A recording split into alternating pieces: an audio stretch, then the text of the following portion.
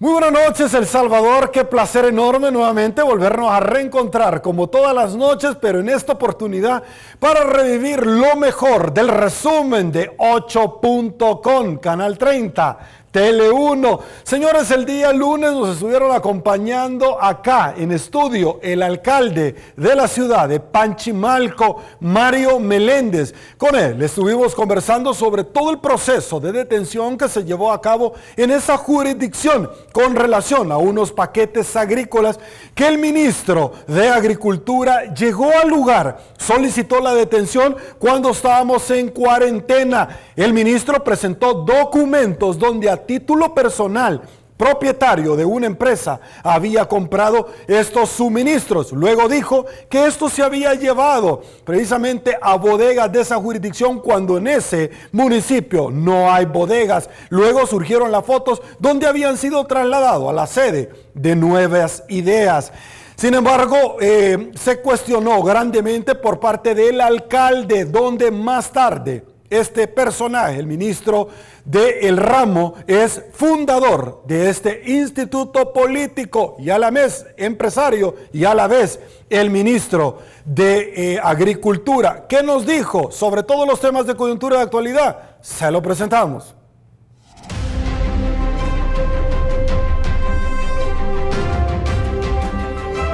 Este lunes en 8.com nos acompañó el alcalde de Panchimalco, Mario Meléndez. Nos comentó cuántos casos de COVID-19 fueron diagnosticados en su municipio. Nosotros tenemos contabilizados en el cementerio municipal, tenemos el dato de 7 personas que fueron enterradas, que han sido enterradas hasta este momento, con el protocolo de COVID, donde el Ministerio de Salud ha llegado con todo su equipo, con la funeraria también con todos sus equipos y la Policía Nacional también. Se ha escondido información de parte del Ejecutivo.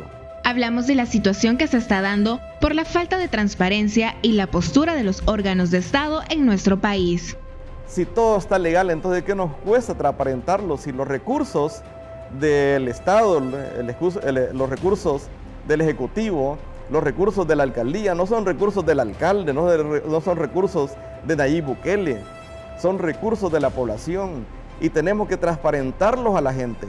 Entonces, en ese sentido, yo llamo a todo mi equipo de la alcaldía, a todos los equipos de las alcaldías de las 262, llamo a todos los ministerios, al Ejecutivo, que transparentemos los recursos, porque no son nuestros, son de la población, y más aún, los recursos que están en el Ejecutivo son recursos que se han aprobado en la Asamblea Legislativa para favorecer a todos los salvadoreños y salvadoreñas.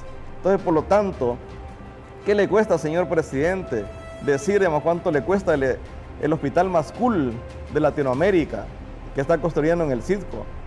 ¿Qué le cuesta decir, a quién le dio toda esa comida para los que estuvieron en los centros de contención, que lastimosamente de los centros de contención han salido la mayor cantidad de afectados por la pandemia, que han salido positivos, de ahí han salido a contagiar al pueblo salvadoreño?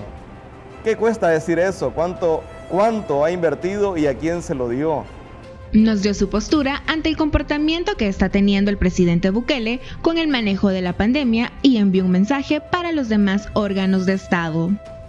Porque la cuestión de que el presidente, lastimosamente, en vez de unificar al pueblo salvadoreño, lo que ha hecho es dividir al pueblo salvadoreño.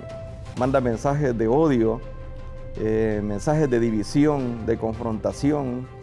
Yo creo que un presidente, el primer ciudadano de este país, debería de ser, una persona que mande mensajes de esperanza, mensajes alentadores, mensajes de paz, de fraternidad.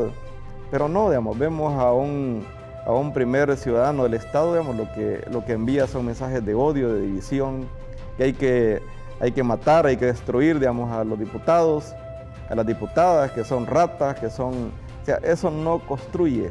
Un llamado, al presidente de la República, a los ministros, de que no confrontemos, mejor edifiquemos, construyamos.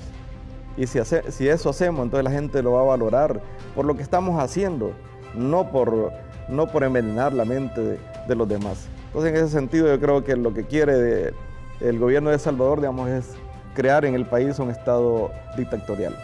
Por último, platicamos de los percances que ha tenido con el gobierno en 2 ocasiones en el municipio de Panchimalco. A mí, unos meses antes,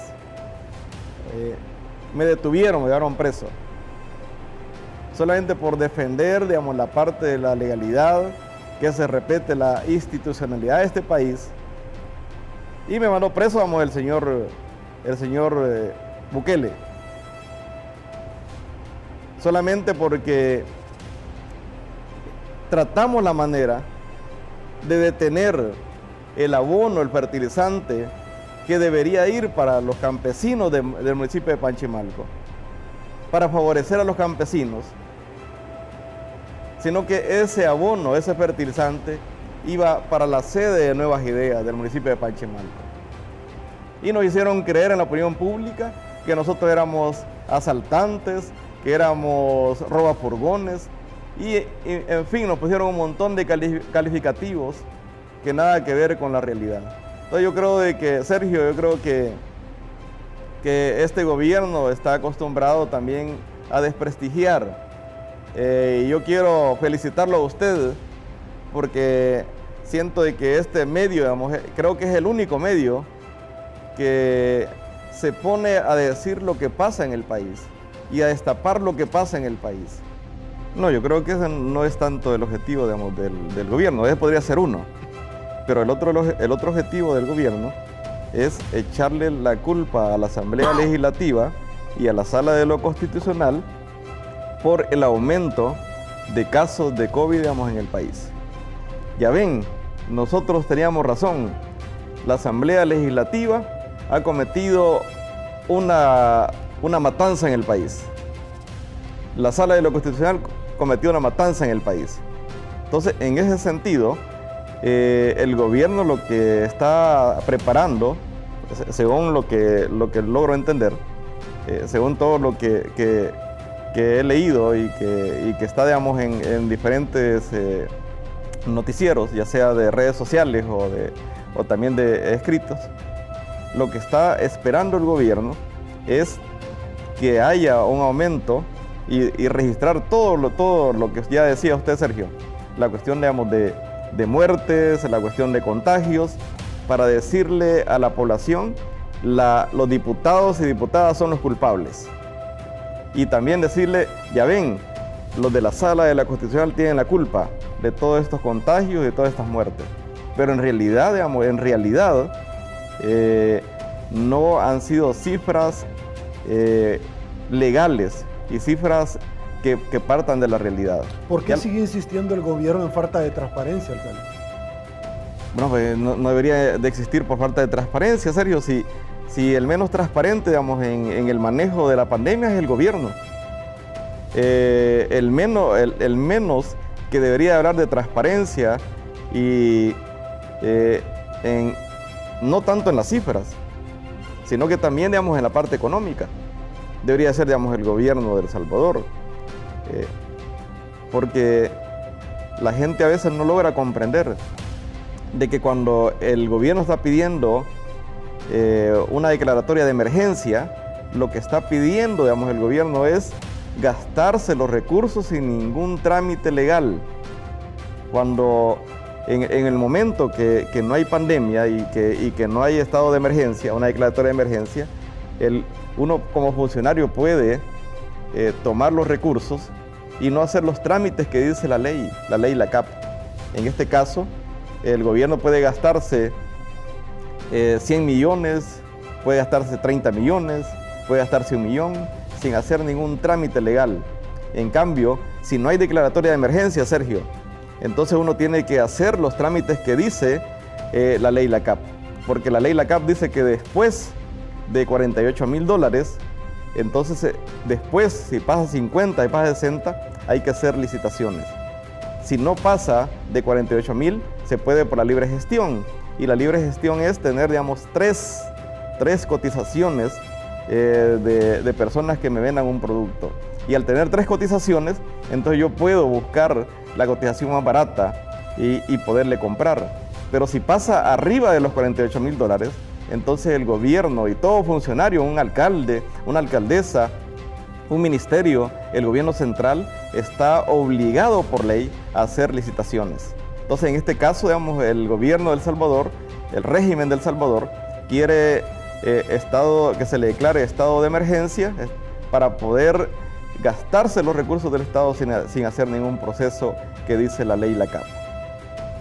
Ese día que amaneció, porque fue una noticia sonada, hubo muchas calles en el municipio de Panchimalco, casi todas las calles para los cantones fueron soterradas, incluyendo calles del MOP, calles del Foviali, que no aparecieron por ningún lado. Pero cuando se dio la noticia de las Quintas Doradas, que ha habido un deslizamiento de tierra y había dañado varios vehículos, sí se hicieron presentes todos los medios de comunicación a buena hora de la mañana. A esa hora nosotros ya estábamos entrando en poder despejar esa vía. Entramos con 2 equipos municipales. Un equipo entró por el lado de Campamento, que ahí se llama, digamos, una arteria, que es la calle antigua a Panchimalco, y el otro equipo entró en la parte de las colinas. Despejamos la vía porque habían varios árboles caídos. También la comunidad también colaboró bastante porque la gente salió, digamos, a colaborar. Apartamos, despejamos la vía. Como a eso de las 11:30 de la mañana apareció una cuadrilla del Fovial. Después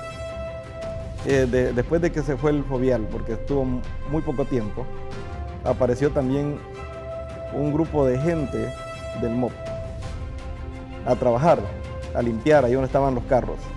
Y en ese momento llegó, digamos, el ministro de Obras Públicas. Llegó a tomarse la foto. Estuvo aproximadamente unos 45 minutos, se tomó la foto. Incluso, digamos, en los videos que él mandó, aparecía maquinaria de la alcaldía trabajando y que supuestamente era maquinaria del Ministerio de Obras Públicas. Cuando él lo subió, digamos, aquí estamos trabajando para despejar esta vía. Pero en realidad lo que habíamos despejado la vía era la municipalidad, que estuvo trabajando desde las 7 de la mañana hasta las 7 de la noche para despejar la vía de ese día. Y el día siguiente seguimos despejando, quitando toda la tierra que había quedado en la calle. Pero solamente llegó él para tomarse la foto, pero en las redes sociales aparecía que era el ministro más cool que teníamos el gobierno del señor Bukele. Entonces yo quería mencionar eso también, Sergio, porque es importante también de que la población, que el pueblo salvadoreño sepa de que a veces tenemos publicidad engañosa, que nos están queriendo vender, digamos, otra cosa que no es lo que ha pasado en el municipio. Todo lo mejor en análisis político y coyuntura nacional en 8.com con Sergio Méndez.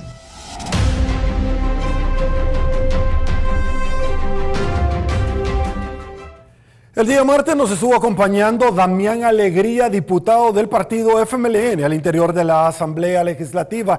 Estuvimos analizando diferentes temas de coyuntura de actualidad, como la falta de entrega de un hospital de altura por parte del gobierno en la Feria Internacional. Luego de 85 días, el gobierno pide 15 días adicionales para restringir derechos intrínsecamente válidos e inmutables de la población salvadoreña, cuando la Sala de lo Constitucional de la Corte Suprema de Justicia ya le dijo al Ejecutivo que no lo puede hacer. Resoluciones sobre los decretos que el mismo Ejecutivo ha vertido. El último, el decreto 31, donde sigue insistiendo la administración del presidente Nayib Bukele en tomar facultades que no le corresponden de otros órganos del Estado. ¿Qué nos dijo? Se lo presentamos.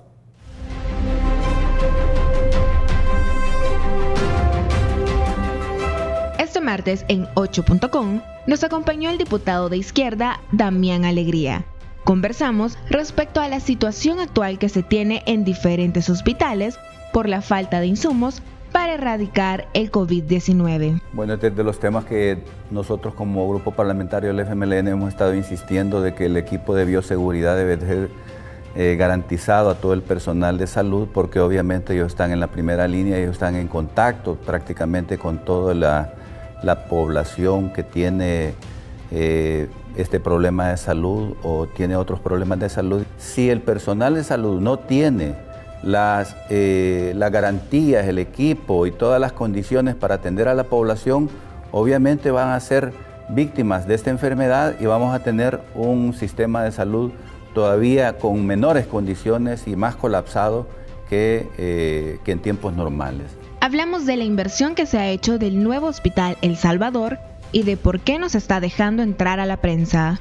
Se vuelve un poco contradictorio, paradójico, que teniendo un discurso aparentemente de querer mostrar lo que se está haciendo, no se le permita a la prensa, que son como los ojos de la sociedad civil, de querer ver qué es lo que está pasando en cada uno de estos lugares. Y me sorprende porque este es un tema que fue un elemento de campaña del presidente de hace muchos años, y ahora, no solamente en este tema, sino en muchos más, el tema de transparencia es el que más sufre y es el que más limitaciones tiene.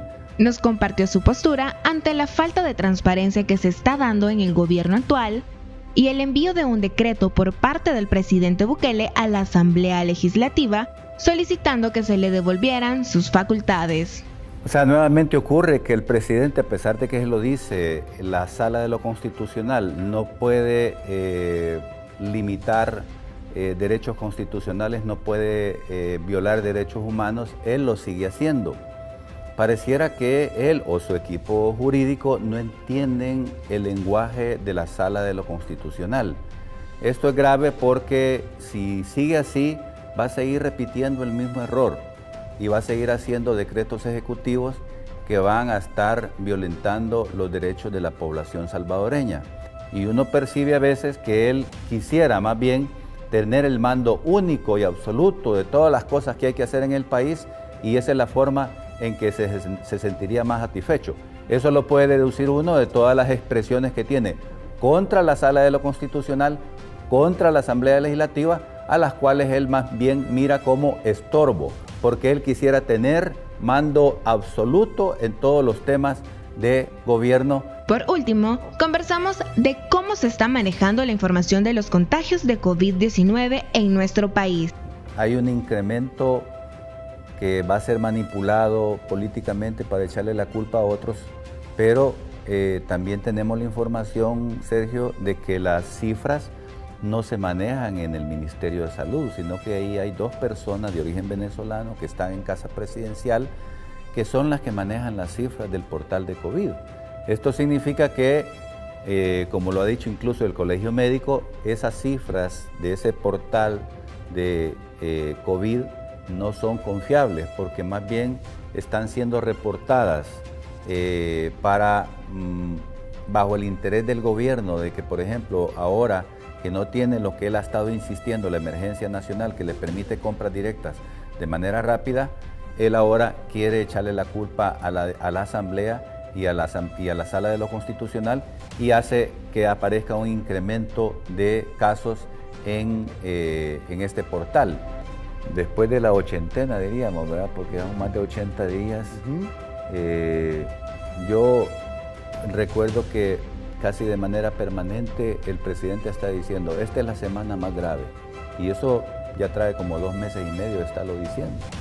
Cada semana, cuando hacía sus cadenas nacionales y cuando había algún problema, alguna discusión de algún decreto en la Asamblea Legislativa, decía, esto es lo que más nos urge ahora porque esta es la semana más grave.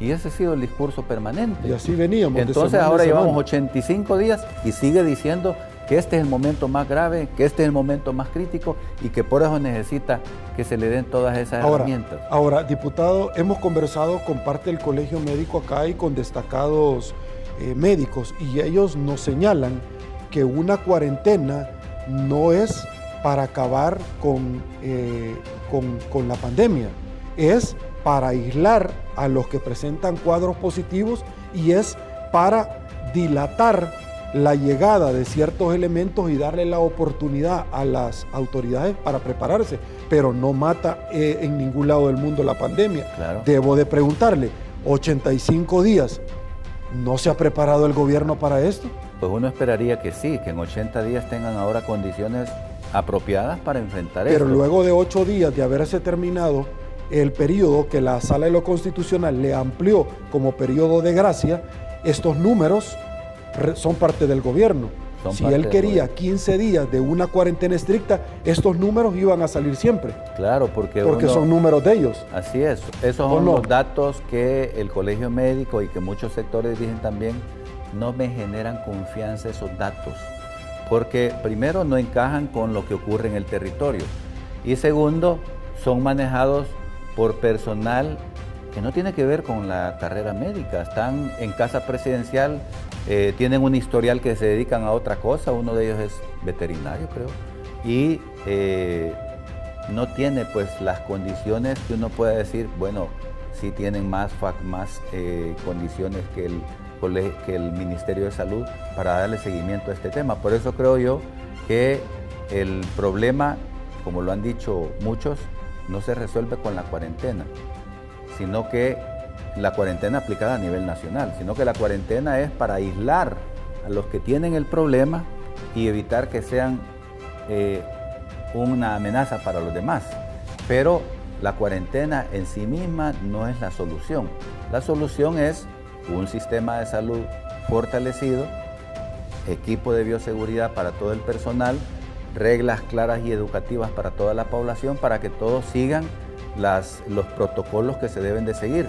Esos protocolos que ahora son tan comunes, pues como de que tenés que lavarte las manos frecuentemente, tenés que mantener un distanciamiento de al menos 2 metros cuando estés en algún lugar donde haya más personas. Si vas a estar en conversación con alguien a poca distancia, usa la mascarilla y una serie de otras recomendaciones que hay de estar limpiando todas las superficies que normalmente están en contacto, donde está tu cuerpo en contacto. Todas esas recomendaciones son las que la población debe de aplicar. Y yo le digo a la población, no esperemos que sea el ministerio o que sea una autoridad que nos diga eso. Nosotros debemos aprender a cuidarnos nosotros solos, siguiendo todas esas reglas en la casa, en el trabajo, donde sea que nos toque estar. Pero esa es la única forma de cuidarnos, porque por las cifras del gobierno ya vemos que es una cuestión que genera desconfianza y más bien todo este interés de alargar la cuarentena pareciera que tiene otro objetivo, porque también hemos visto cómo hay abusos de distinto tipo, ¿verdad? En las que por otro lado también tenemos el riesgo de que la economía del país sufre.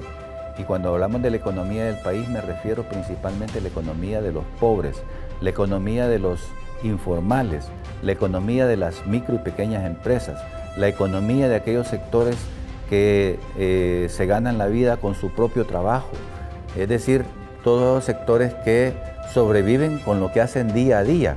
Decirles a ellos que deben de estar 80 días encerrados o que deben de, después de 80 días, tener 15 días más encerrados sin salir de manera absoluta. Voy a escuchar gente que te dice, sí, no me voy a morir del coronavirus, me voy a morir de hambre porque no tengo para comer. Pues sí, esto es lo que genera dudas en la población, porque si tanto insiste el presidente en tener esa facultad de compra directa y sin estarlo reportando a transparencia, sin estarlo visibilizando públicamente, entonces esto da para sospechar que no solamente esa compra, Sergio, sino que habrá muchas más. Y yo felicito al periodista que hizo esta investigación y lo animo a que amplíe su investigación, porque posiblemente hay más cosas, como la de la empresa española que dijimos hace rato, que se dedica a otra cosa y le compran una gran cantidad de dinero en insumos médicos. Entonces creo yo que es importante, primero, que se habilite plenamente las funciones del Instituto de Acceso a la Información Pública, porque esta es otra de las cosas que el presidente ha querido mantener así parado, digamos, de que no hecho, funciona. Joalmo Cabrera le hace esa pregunta acá en redes y dice, pregúntele a su invitado por qué le estorba tanto la transparencia al presidente de la República. ¿Por qué veta todo lo que tiene que decir que es con transparencia? ¿Por qué no entrega datos concretos si él atacó tanto a Funes y a Saca? ¿Por qué él está haciendo algo igual o peor que lo que hicieron anteriormente? Pregunta Joalmo Cabrera, por favor. ¿Cómo no? Es que precisamente los dos decretos que te mencioné anteriormente, el 645 y 648 o 649, tenían, aparte de la calificación de que era emergencia sanitaria y no emergencia nacional, también tenían habilitado el Instituto de Acceso a la Información Pública. Y yo creo que esta es otra de las cosas que lo llevó a él a vetar, pero no es una cosa de fondo. Para él, el quitar esta cosa de que el instituto funcione. Me refiero pues al hecho de que no era una razón válida para decir voy a vetar porque es inconstitucional. No tiene nada de inconstitucional que el instituto funcione, Sergio. Si más bien es una de las cosas, de los logros que ha tenido el país en los últimos 10 o 15 años de tener una ley de transparencia. Pero la Secretaría de Transparencia la quitó de Casa Presidencial También, el presidente. Por ejemplo, todo lo que suena a transparencia le molesta y quiere que mejor se haga a un lado. Pero en este caso estamos hablando de que el Instituto de Acceso a la Información Pública tenía que estar funcionando. Y en los decretos ejecutivos, si vos revisás los decretos ejecutivos que le dijo la sala que eran inconstitucionales, nunca puso el Instituto de Acceso a la Información Pública como de las instituciones que tenían el derecho de circular, de tal manera que por varias vías obligaba al instituto a que no funcionara. Entonces, otra forma de ocultar el tema de las compras, y ahí vemos en esa compra que hizo y que firmó el ministro Alaví, y no puede ser que el ministro Alaví venga a decir que no sabía, que lo sorprendió, que no le habían dicho, porque para eso tiene equipo asesor, abogados y gente que le puede decir... Pero esto pasa por el equipo jurídico también de Casa Presidencial, o sea que también Nayib sabe de eso. Todo lo mejor en análisis político y coyuntura nacional en 8.com con Sergio Méndez.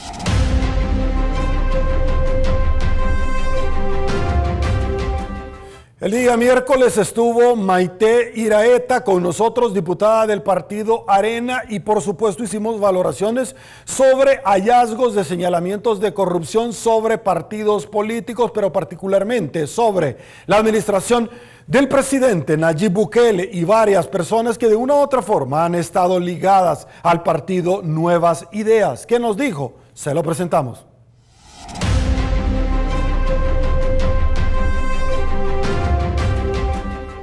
Miércoles en 8.com nos acompañó Maite Iraeta, diputada del partido Arena. Nos platicó del nuevo presupuesto que fue aprobado esta semana al Ejecutivo para combatir la pandemia del COVID-19. Estuvimos nosotros aprobando más recursos para el órgano ejecutivo. Estuvimos ya dictaminando favorable para realizar ya más préstamos, serían 70 millones de dólares para el tema de salud, y en una primera vuelta le llamamos nosotros, y es que en Asamblea Legislativa los préstamos tienen que llevar un proceso más especial.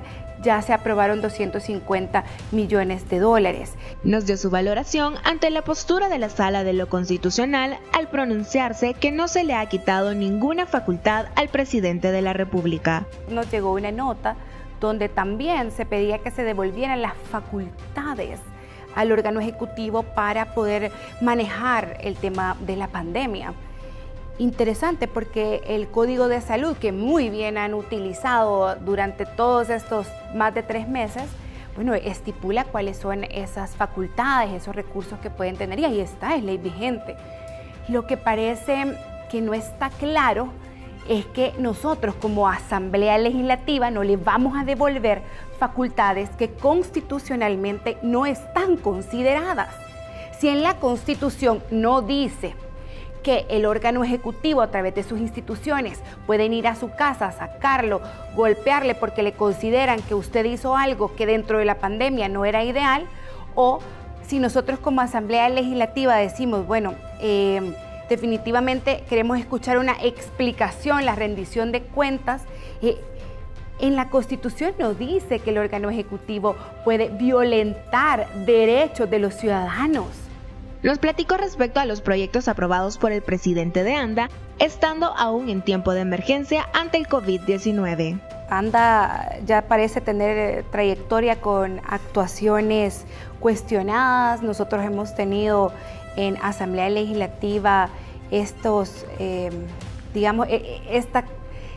diálogo que nos permitió conocer todas estas situaciones complejas.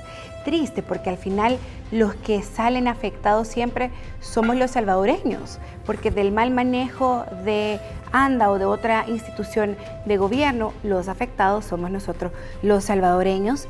Y este era el riesgo del que nosotros hablábamos, Sergio, cuando nosotros le explicábamos a los salvadoreños que el decretar estado de emergencia con restricción de derechos, pero sobre todo permitir este uso del dinero público de una manera más discrecional, sin la capa, sin tener, digamos, pasos mucho más específicos de cómo realizar las compras, podían suceder.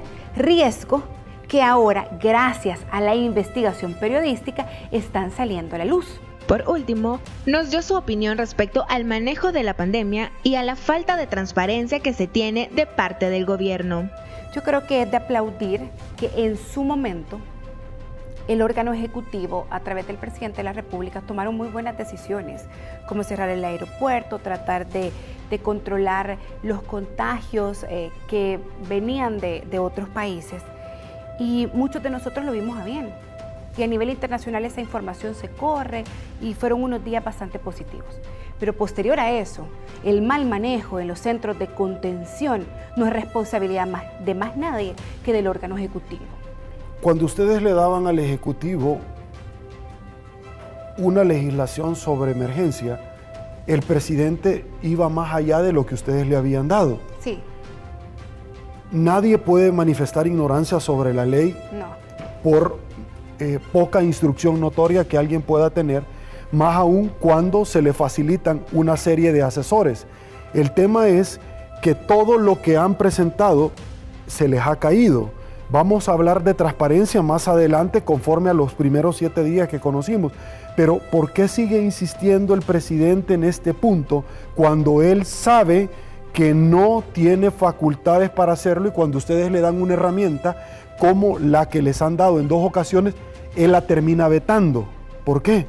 Porque estos decretos aprobados en la Asamblea Legislativa de El Salvador, que no están vigentes, pese a que contienen todo ese trabajo exhaustivo con diferentes grupos intelectuales, especialistas en la rama, especialistas médicos que aportaron para estos decretos, uno se supera el veto, pero el otro resulta que no le gusta al presidente y ya estuvo y ha quedado en el aire. Le damos todas estas herramientas, le damos todo este proceso, pero resulta que no lleva un componente muy importante para el órgano ejecutivo, y es el poder disponer del dinero de los salvadoreños sin fiscalización. Porque el estado de emergencia que nosotros aprobamos una, segunda y tercera vez, donde se restringían estos derechos, llevaban aparejado la posibilidad daba el permiso al órgano ejecutivo de poder utilizar el dinero de los salvadoreños sin cumplir con la LACAP, o sea, procesos muy bien establecidos para la compra de insumos del Estado, pero por la emergencia, pues entonces viene y se dice que lo podían hacer sin necesidad de todo este proceso que para algunos puede ser engorroso, para otros no, pero es lo que establece la ley. Este último decreto que establecía las fases de reactivación económica, cómo hacerlo y todo el aporte de universidades, especialistas médicos, no llevaba esa disponibilidad para el Ejecutivo.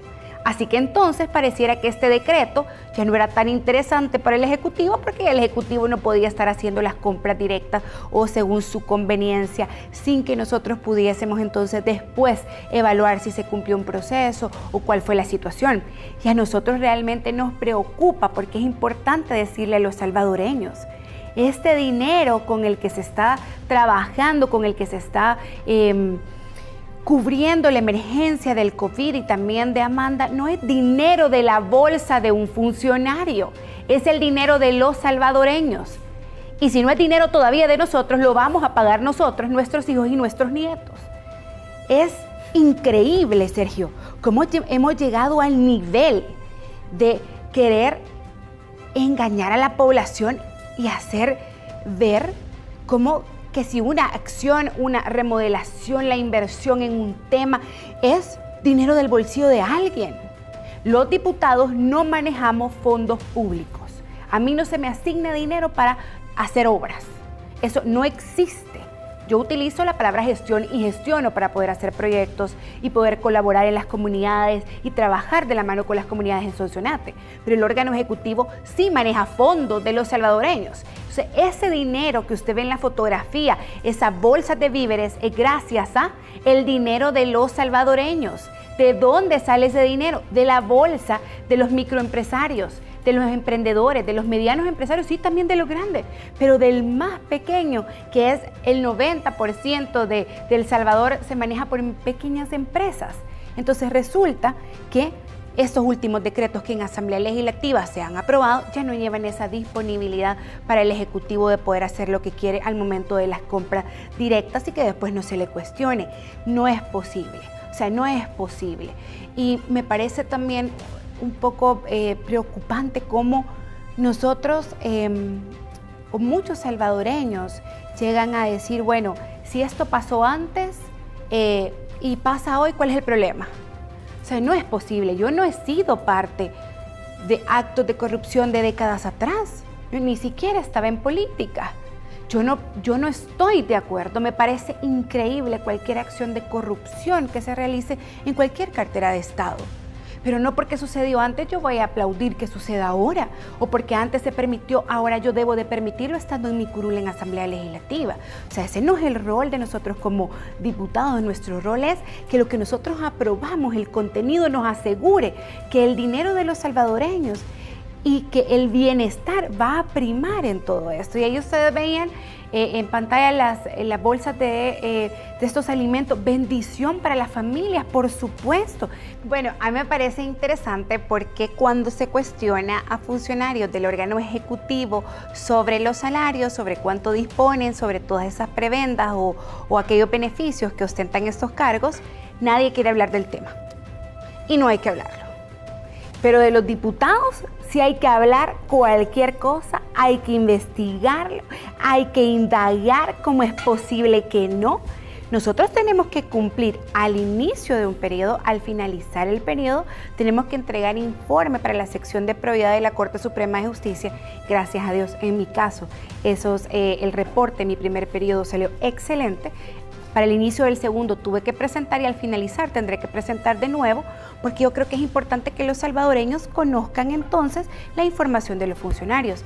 Cómo es peligro para la vida de un funcionario del órgano ejecutivo cuánto gana, pero al hablar de los diputados datos no reales, porque siempre dicen los diputados ganan $5,000, los diputados no sé cuánto, que no son datos ciertos, pero cuando hablan de los diputados no importa la seguridad de los diputados, no importa la seguridad de la familia de los diputados. Entonces, ¿por qué existe esa diferencia entre los funcionarios del órgano ejecutivo, los funcionarios del órgano legislativo y los funcionarios del órgano judicial? Si al final del día todos somos pagados con el dinero de los salvadoreños. Si el salvadoreño quiere saber cuánto gana un funcionario de un órgano y del otro, es porque tiene el derecho de saber qué se hace con el dinero que paga con sus impuestos. Lo que pasa sobre este punto, Maite, yo recuerdo que cuando el presidente era alcalde y me acompañó a varias entrevistas, y era miembro del FMLN, él arremetía contra el mismo partido por el tema de Plaza Fantasma, sobre sueldos, y el tema transparencia para él era importante. O sea, yo trato de ser parejo con el rasero.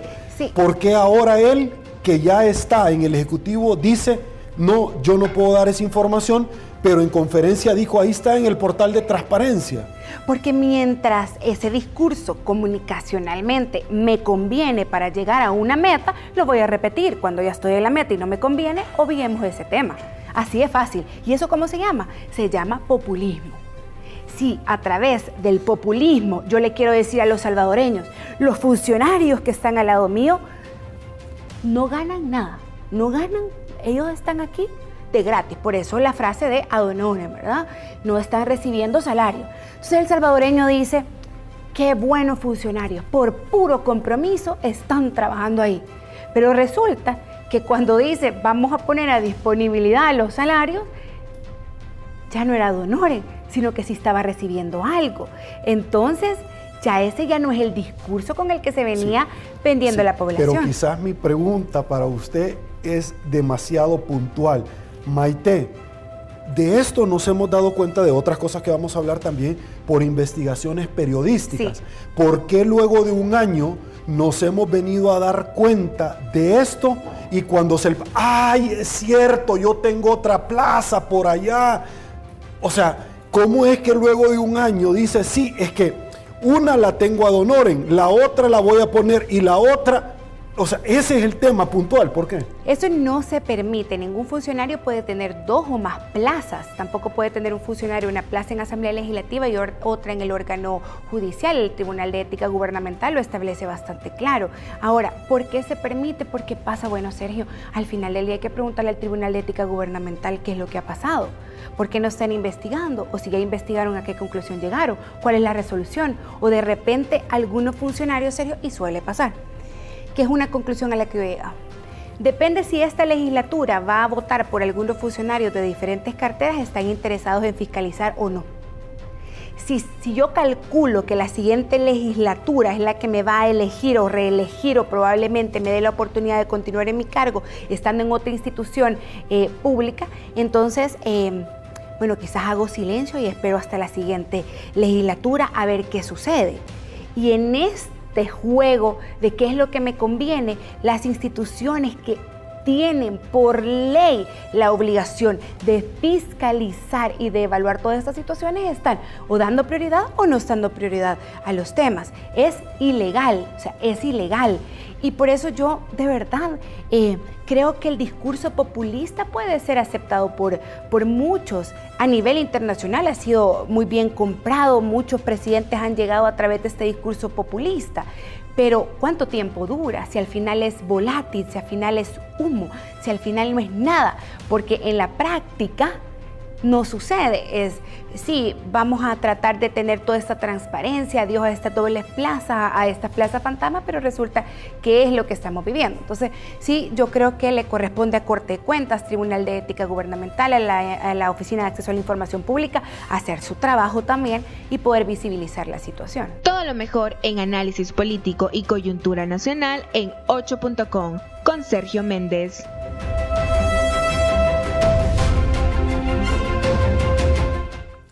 El día jueves más que esperado por parte de la población salvadoreña, donde ya es ritual en los hogares esperar noche de jueves, noche de análisis con Calixto Mejía, el doctor Miguel Fortín Magaña y el doctor Eduardo Lobo. Con ellos estuvimos abordando temas de coyuntura, de actualidad, que por supuesto usted no se podía perder. Hicieron un análisis profundo sobre los señalamientos de corrupción de la administración del presidente Nayib Bukele, donde únicamente en 7 días, luego de haber destrabado el acceso a la información pública, El Salvador entero se dio cuenta de señalamientos muy profundos sobre estos actos. A continuación, se lo presentamos.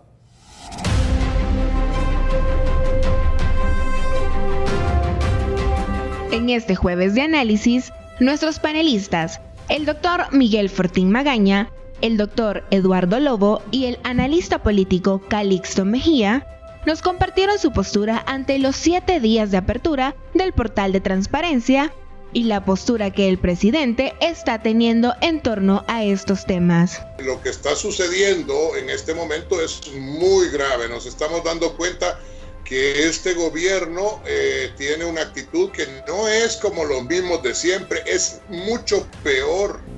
debería de obligar a los funcionarios que están haciendo eso a que devuelvan ese dinero. Y hay que señalar aquí de nuevo la falta de transparencia en el manejo de la información, digamos, de la información relacionada directamente con el tema de la pandemia. Nada de esto es nuevo, son los mismos chanchullos, misma corrupción, misma manera de administrar, mismas farsas, todo es exactamente igual a los últimos 3 gobiernos que yo tengo uso de razón. Entonces, lo que hace particularmente diferente la corrupción del gobierno de Nayib Bukele es que bajo esta pandemia es considerado un crimen de lesa humanidad y así tiene que ser perseguido como crímenes de lesa humanidad. Nos compartieron su análisis respecto a los 15 días más de cuarentena que el Ejecutivo ha solicitado, tomando en cuenta que son prorrogables o hasta que se encuentre la cura para esta pandemia. Y es sumamente grave el que vuelvan a presentar algo que en su esencia ya fue dictaminado por la Corte Suprema de Justicia como inconstitucional, porque en el fondo lo que el Ejecutivo quiere es echarle la culpa y responsabilizar a la Corte y a la Asamblea y salir con manos limpias. Todo se traduce en votos y en elementos que resulten populares. Lo que tú haces con una cuarentena, y eso es lo que este gobierno claramente no quiere aceptar por toda la corrupción que esto involucra, es que lo único que haces es prolongar la curva de los enfermos. En ningún momento bajas la curva de los enfermos, y lo que nosotros vimos, y como yo les anticipé hace algunas semanas, es que esto no venía para abajo, esto apenas empezaba a subir. Entonces, si tú le metes 15 días más de cuarentena a la población, lo que vas a ver es simplemente que esa curva se empieza a alargar más. Pero si realmente quisieses hacer una intervención, tomarías el ofrecimiento del colegio médico, tomarías desde el punto de vista epidemiológico responsable esta pandemia y pudieses entonces hacer lo que los demás países están haciendo, que podés hacer cordones sanitarios de áreas específicas, no tenés que detener todo el país. Hablamos del presupuesto que se ha utilizado para la construcción del Hospital El Salvador y de cómo el gobierno no ha sido transparente en este tema. Realmente se ha adornado un hospital. Los médicos son gente en general, aunque estoy totalmente de acuerdo con el doctor Lobo, no hay nada más desagradable que un colega que por un puesto en un momento determinado hace determinadas acciones ilegales o ilícitas. Sin lugar a dudas, incluye, es decir, mezcla, responsabiliza a distintos funcionarios. ¿Por qué? Porque el Consejo Directivo del Seguro Social lo preside el Ministro de Trabajo y también el Ministerio de Salud, el Ministerio de Economía, el Ministerio de Hacienda tiene representantes y también hay representación ahí de sindicatos y de la empresa privada. Por lo tanto, ahí hay un asunto que la Corte de Cuentas o quien corresponda debe de investigar y, como repito, estaría responsabilizando a distintos funcionarios del actual gobierno. Bueno, yo creo que escuchando a los amigos doctores, que comparto la mayoría de las cosas que están expresando, yo creo que ha llegado el momento en el cual la Asamblea Legislativa haga uso de lo que le corresponde como una de sus atribuciones principales, que se lo da el artículo 131, numeral 32, que dice nombrar comisiones especiales para la investigación de asuntos de interés nacional y adoptar los acuerdos o recomendaciones que estime necesario con base en el informe de dichas comisiones. Porque, como ya se ha dicho, en realidad la práctica está evidenciando que el derecho a la vida de los salvadoreños y de las salvadoreñas consagrados en la Constitución es para este gobierno, a pesar del discurso, un asunto de interés de segundo o de tercer nivel. Es decir, como lo decía Miguel, no queda claro que no les interesa salvar vidas de los salvadoreños y de las salvadoreñas, porque mientras hay tantos enfermos por esta pandemia, el presidente se da el lujo de tener al país en un limbo jurídico, producto de que no quiere sancionar el proyecto de ley aprobado por la Asamblea o la ley aprobada por la Asamblea que tiene en su escritorio y que le daría, si es que él cree que ha perdido facultades, cosa que está demostrado que no es así, pero ahí tiene herramientas que solo basta que la firme. Entonces, por lo tanto, como yo también comparto de que él prefiere tener en el limbo jurídico al país en plena pandemia, solo obedece eso a su interés desmedido de, a esta altura sí, tapar mucho del dinero que han manejado de manera incorrecta y obviamente no querer que se le cuenten las costillas, no querer rendir cuentas al país y a las instituciones correspondientes. Entonces, por lo tanto, estos elementos me dan pie para pedirle a la Asamblea Legislativa que haga uso de esa obligación que tiene en la Constitución de nombrar comisiones especiales. Creo que hay, a esta altura en el país, hay los suficientes elementos, si quieren llamémosles indicios, los suficientes indicios de distinta naturaleza para que a esta altura la Asamblea Legislativa conforme una comisión especial y quizás hasta de manera permanente debería de ser mientras esté la pandemia, porque ahí van a ir apareciendo cualquier cantidad de situaciones lamentables. Pero hay una pregunta de un amigo televidente porque este tema sí es bien delicado y habla acerca del tema sindical, del tema de salud, pero también del tema de corrupción. Y dice, el ministro de Salud, que no ha renunciado, porque como dijo Sergio, un invitado, Giovanni Barrera, en tu entrevista, es primo lejano del presidente de la República. Él autorizó las compras a Coqui Aguilar, autorizó a la empresa que vende repuestos la venta y compra de mascarillas, pero Intradesa sí la cerró el ministro de Trabajo con la Fuerza Armada. El ministro de Salud, Alaví, como primer vicepresidente del Seguro Social, esto es bien delicado, condujo la plenaria y aprobó el saqueo de los 25 millones de dólares de los empleados y empleadores. Posteriormente, dentro del Seguro Social, fueron 7 más, haciendo un total, Sergio, de 32 millones de dólares, de los cuales los ocuparía para el Hospital Cisco. Las camas en el Hospital Cisco fueron trasladadas de otros hospitales, pero también de donaciones. Los respiradores fueron donados por parte del gobierno de los Estados Unidos.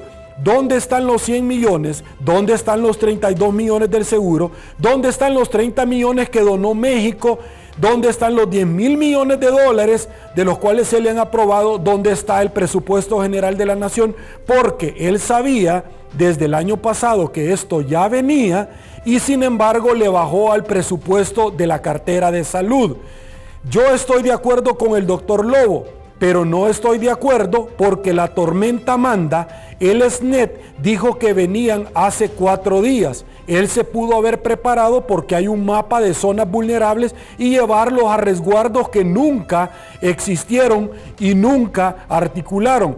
Las personas que venían al país los llevó al resguardo del hermano lejano, que por cierto, si ustedes vieron el video, todos resultaron mojados porque se les metió el agua. El seguro no es una financiera, es un instituto de seguridad social pagado únicamente por el empleado y el empleador con sus cotizaciones. El 85% son ellos, el 15% del Estado, y el Estado, le doy la noticia, el Estado, representado por el señor Bukele, no está pagando al Seguro Social. Sus comentarios, por favor. Tengo poco tiempo, doctor Fortín Magaña. Bueno, en pocas palabras, la verdad es que lo que ha dicho el doctor Lobo y Calixto Mejía es cierto. O sea, realmente la improvisación, el mal manejo, la corrupción, todo esto es una tapadera que apenas empezamos a ver. Es que no solo es el ministro de Salud que ha cometido aparentemente o podría haber cometido algún otro delito, como por ejemplo mandar decretos sin, ¿cómo se llama?, el sustento de la ley como debería de haber sido. Pero el punto al final es que esto solo es la tapadera, es la punta del iceberg, si se quiere decir así. Esto falta mucho, por eso el gobierno lo quiere tapar. Otro ejemplo del hospital de Cifco, el manejo de las aguas hospitalarias, que yo voy a insistir en esto, es un manejo inadecuado. Va a dar a la quebrada de ¿cómo se llama?, del búho, del tecolote, no sé cómo se llama, la lechuza, de la quebrada de la lechuza, y no tiene un manejo adecuado, no hay control sanitario. Todo lo mejor en análisis político y coyuntura nacional en 8.com con Sergio Méndez.